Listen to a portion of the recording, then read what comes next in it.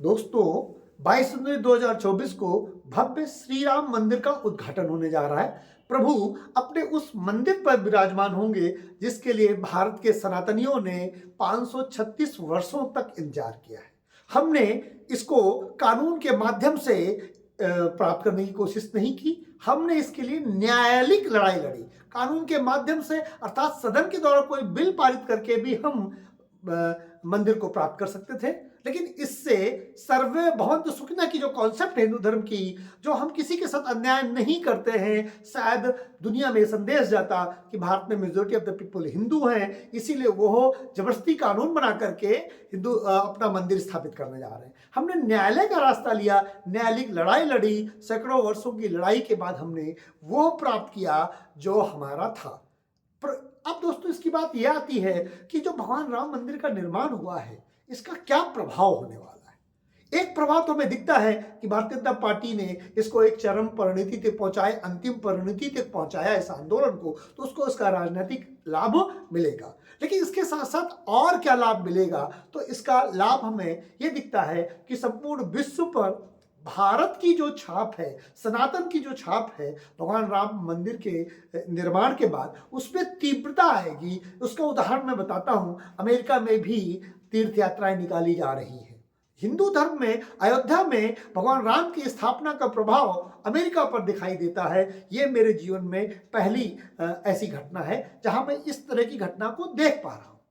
हम उन सौभाग्यशाली लोगों में हैं जो 536 साल के इस संघर्ष के बाद, जिसमें ज्यादातर कानूनी संघर्ष सम्मिलित है, हमने उस दिन को देखने की अनुभूति कर पा रहे हैं जिसमें हमारी कई पीढ़ियां होम हो गई, कई पीढ़ियां खत्म हो गई और उनके सामने ऐसा वो वाकया नहीं आया। तो as a Hindu, as a Sanatani, मुझे बड़ा गर्व होता है कि 22 जनवरी 2024 का दिन मैं देख पाऊंगा। दोस्तों 22 जनवरी 2024 का दिन इसलिए भी इंपॉर्टेंट है क्योंकि हमने जो हमारे मस्तिष्क में 3 कीलें ठोक दी गई थी, उनमें से एक कील निकाल करके उसको हील कर दिया है। वो 3 कीलें हैं बाबर की बाबरी मस्जिद, काशी विश्वनाथ में वहां पर बनी मंदिर मस्जिद और मथुरा की शाही ईदगाह। ये 3 कीलें हैं जो सनातन को के ऊपर के मस्तिष्क में ठोक दी गई थी, जिसकी वजह से सनातन को बहुत लंबे समय से एक कई सदियों से उस दर्द से गुजरना पड़ा जो नहीं गुजरना चाहिए। हमने कानून के माध्यम से उनमें से एक कील निकाल करके उसका अब हील 22 जनवरी 2024 को करने जा रहे हैं। और अभी 2 कीलें नहीं निकली हैं पूर्ण रूप से, हालांकि उन कीलों में को हमने निकालने की प्रक्रिया शुरू कर दी है। दुनिया का एकमात्र ऐसा देश भारत होगा जिसमें मेजॉरिटी ऑफ द पीपल सनातनी होने के बाद में भी हमने कोई जोर जबरदस्ती नहीं की। हमने कानून के माध्यम से उन कीलों को, उन रोड़ों को हटाने की कोशिश की जो औरंगजेब जैसे क्रूर बादशाहों ने इस देश की संस्कृति के साथ किया और उसके साथ जबरदस्ती करके उन भारत की जो धार्मिक सहिष्णुता को एक तरह से